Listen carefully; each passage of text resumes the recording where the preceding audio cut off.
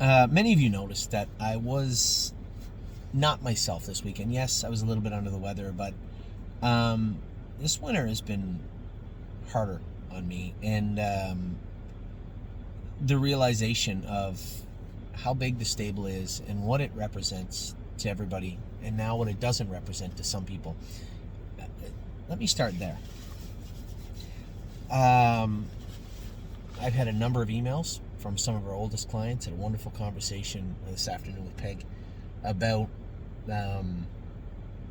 why the stable has changed over the last few years, why it isn't the way it was when it was formed, why the shift, why the necessity, to what end. All great questions. And the reason I was a little bit off this week was understanding the sheer magnitude of the stable, what it is, what it represents, not just to myself and my family, what it represents to our clients, what it represents to the industry. And it was eye-opening. I guess it's one of those things where when you're around something every day, you don't necessarily see the changes. A lot like we train down the babies. And from time to time, we'll have people come in and look at them at the sale, or look at them in the first days when we break them. And then they may not see them for months. And you'll see them come back like, oh my God, this horse is so big now. Unbelievable. And think to myself, not really. It looks the same as it did before. It's quite different because time has gone by, right? And I'm not around.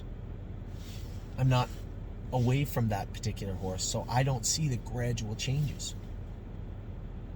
And when it comes to the stable, I remember, Peg and I were talking about Rose Run Speedster, our first good horse. Stabled at Baycairn. This is before Tamiko, back in the old days, the fledgling years.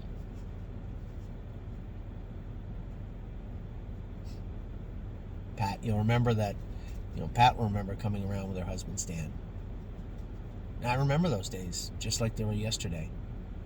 Starting the stable, having the stable, trying to explain to everybody my vision of what I thought the stable could be, convincing owners to come on board, trying to convince breeders to send us horses because we had no money.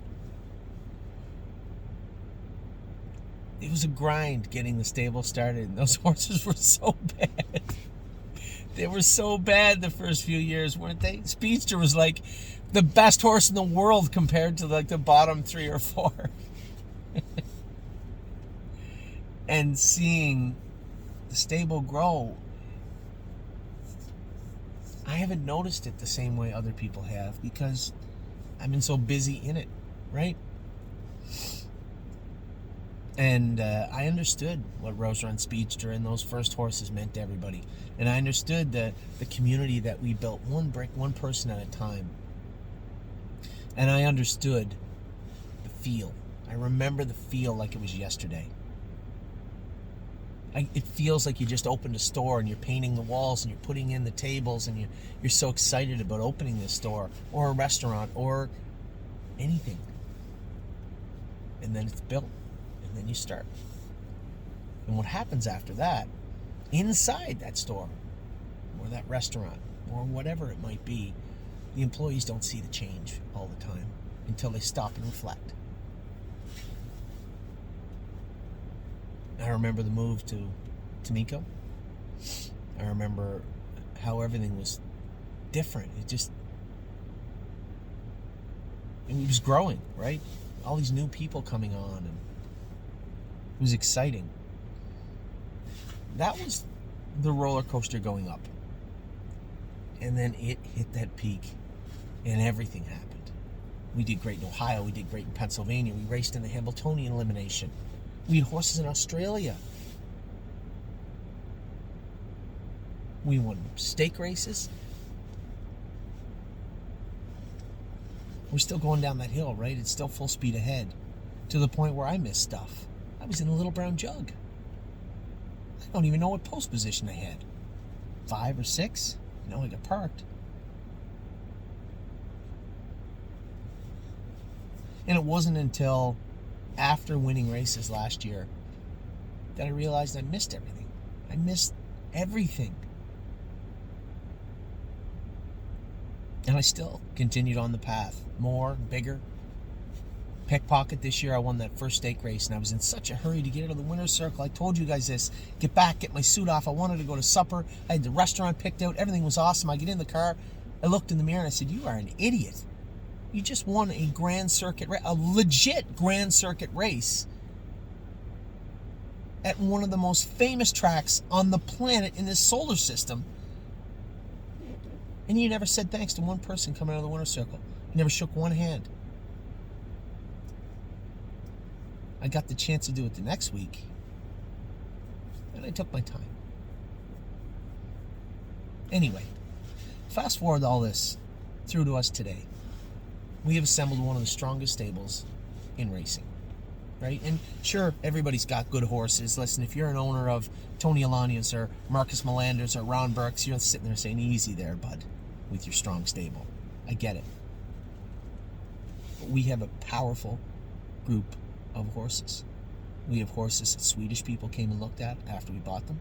People from Italy said, hey, I was the underbidder on that horse. I think she's a really nice filly in Melisandre. We've had people from all over the world marvel at what we've done and how we did it. And I just woke up one day a couple of weeks ago. You know, Peg and I were talking about it, and she said, you remember 8 years ago I told you need help CEO with this? I don't necessarily remember it. I remember having the conversation with her. And at the time, we were virtually on a piece of paper, right? There was no thestable.ca.com. There was no back end. There was no shares being moved. It was just me, my wife, and a couple of people, my brothers. That's all it was. It's not that way anymore. And I've got to a point where the business side of the stable is so big that even if I had 50 hours in a day, I simply don't have the knowledge to run it properly. It could run itself until it caught up to me. But I owe it to you to not let that happen. I owe it to the people in that house behind me not to let it happen. So I have talked to one of our clients about running the stable. I think it could be the best thing that ever happened. And when we look at the business side, aside from all that, because we'll talk about that in the future, there's still a lot of hurdles to go through and a lot of things to talk about. But that's where we're headed. And when I look at the business side of it, we have this massive group of owners, right? We have people that have left, that have come back, people that have left and cursed at me, people that have left and joined other stables, which is exactly what the stable was supposed to be. You don't have to like me. You may say that guy's an asshole and leave. But as long as you go to someone else's stable, I've done my job. And when I look at our stable and I see us growing, this massive group of people, it becomes abundantly clear to me that it is impossible to keep everybody happy. If I do something that makes Bill happy, Peg is upset. If I do something that makes Peg happy, Bill is upset. Bill has lots of like-minded people, and so does Peg. So when I put horses like Resolute Bay up for sale, Peg's not happy. And people like Peg aren't happy, right? And I had to remind Peg, I will always do what's right for my family and what's right for this barn. And that is abundantly clear in the way that we had Unbeatable Kemp claimed. Yes, we bought him back. That's just business. But I will always try and do what's best for everybody. Whether it means that I don't get talked to for a couple of days or get the wrong drink by mistake in the morning, I'll always do what I can to make everybody happy, even though I know that is impossible to do. So this is 9 minutes and 50 seconds, and we've talked about nothing. So, the horses. Why are they up for sale, and what does it mean when we have to build capital? So, the front end of our site has a number of shares on it. You see that. Those shares had to be funded. They were. That money was borrowed. It was. And there are other horses in the stable that I own shares of. And I think in the fall, when I have lots of money coming in, that I can afford all those. No problem. We're rolling in it. And in January, you realize you're not. That's where the whole CEO and business side comes in. So I need to be more responsible. And there are shares of horses. I own shares of Resolute Bay. I own some of What a Mission. Those aren't the real reason those horses are up for sale, because there's some horses on the site that are in the sale that I own none of. I don't own any of Easy in the Turn. She's just got to go. And they're not the only ones. Like I said to Peg, if you think that Baby Zet, if you're my partner out there at Baby Zet, I own 95 right now. And if whoever the 2, 3, or 4, or 5 people out there that own the other ones, I'm not carrying Baby Zet all year long at 95%. It is impossible for me to do that. I have to be more responsible to us, to the barn. So yes, there is capital to be built. There are shares to be sold. And when it comes to these horses in particular, Resolute Bay looked amazing the other day, but now he has to jump into the class with Stay Close. Sure, he might be able to do in there, but if he can't, he's not worth near as much as we're about to get for him on Saturday. I'm sure of that. And I'm sure he can do. A quality animal. Hadn't raced in 2.5 weeks. Maybe 3. Just wheeled him first over and dummied them down the backstretch and drove away under wraps. There was zero need to pull the earplugs. The horse jogged. But is he going to do that every week? That's been his problem. Consistency. Now, is it because he didn't get in every week in Ontario, or because he had allergies, his knees were hurting him? Who knows? He had a quarter crack. Then you bring him over to Pennsylvania, raced great, then was sick his next start. Then he had the races canceled. He didn't get in to go. Took him all the way down to southern Ohio, and he jogged. Is he going to do that every week? I don't know. But I know one thing. I don't generally say what our horses are worth. He's going to bring north of 40,000. As he should. Crushed them in 55 and 1 off 2 weeks. Stay Close was up 2 classes, went 56 and 2. Now, it was 12 degrees colder when the 12th race went. But still. Walter's keepsake. You know what I say? I own 19 shares of this horse. If you guys don't want the 19 shares, what's that say? I don't know what to tell you. He's a nice horse. He's probably going to win tonight, even though he hasn't raced in 3 weeks. If there are 6 horses in there that are as short as he is, he will be no worse than 3rd. I guarantee it. We'll see. See how he does. You know, and What a Mission? He's not going to get in every week now. Now there's so many horses looking to get in. We had no problem getting them in before. He almost didn't get in this week. He definitely didn't get in for Saturday, and he's a maybe for next Wednesday. So coming out of the numbers and 2, I know, like Mike, good friend Mike's been around for a while with us. He doesn't want to sell What a Mission. He's the biggest owner in What a Mission. But there isn't really going to be a Class 4 What a Mission. We have horses coming up soon that are going to be racing here very, very soon. And there's just not going to be a spot in the boat for What a Mission. And we've tried to sell him like 3 times already. He should bring 19 or 20,000. That's what he'll bring. I know, Mike, you probably believe he's worth more. That's what he's going to bring. Nice horse. Doesn't do anything wrong. He likely will win tonight. Didn't draw the rail. He's pretty wiry anyway. I don't think there's going to be any problem with him being tight. He's not going to be super tight. He doesn't have to be in there. But now he moves up a class if he wins tonight. Stay Special. Can probably race around the halves. We know we had to rest her last year because her knees bothered her a little bit. They've been really good. Haven't had to do any vet work on her. She crushed them the other day. But now she's in with one that shows 50 in the Meadowlands its last start. She's going to be 5-1 Friday night, and that's the easiest place she can get in. The condition claimer, 20 claimer, 20, 25 claimer, non-winners or whatever, didn't fill. So now she has to race in that class or that class. Yes, we could take her to Northfield, and she'd probably beat the piss out of the 30 claimer. Excuse my French, I'm a little heated. She'd probably thump the 30 condition claimer over here, so she's got to be worth decent money. But after 3 wins, she's out of that class, right? Then where do you go? Now you're back into optional whatever. And is she going to hold up racing in tighter turns? I don't know. She's awesome at Mohawk right now. Probably bring good money. That's why she's up for sale. Remember, everything I told you is first and foremost about the stable. The reason we did good. Garnet Barnsdale wrote a wonderful piece. Thank you, Garnet. It was very polite. Even in that story, you can tell the undertones, what's going on in my mind right now.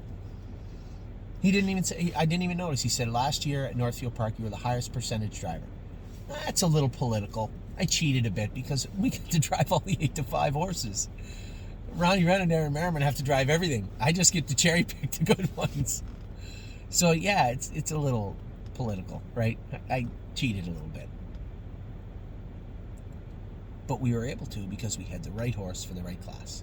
I'm not looking for 5-1. I'm looking for 8-5. Our standards have been tightened up. Right? We have lowered the bar. But I don't think that's a bad thing. So What a Mission is in for an obvious reason. Walter's Keepsake, Stay Special. Resolute Bay, 3rd and 6 and easy in the turns. Listen, there are one's racing and the other one's qualifying Friday. Both of them are very mediocre horses, but you know what? They'll do in a maiden somewhere. They'll make somebody a racehorse. Both sound.